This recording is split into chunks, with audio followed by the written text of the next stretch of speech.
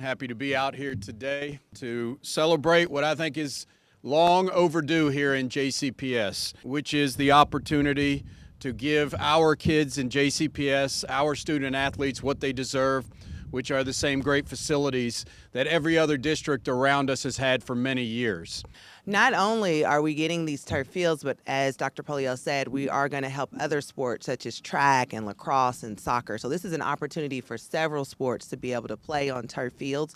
I would encourage you, when you look at this facility, for instance, which has taken an incredible amount of work, if you look at the bleachers and the press box, if you look at the concession stand area, the restrooms, it is nowhere close to our neighboring districts.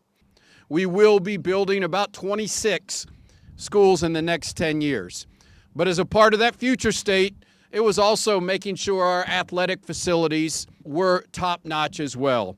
So I'm so excited to be standing on this football field, this natural football field, for one of the last times ever, as we now begin a 3-year process of putting down turf fields on every single one of our high schools, with the exception of a few who are getting brand new facilities. Those schools that are getting brand new facilities, in the next 4 or 5 years, we will obviously be building new athletic facilities for those schools as well.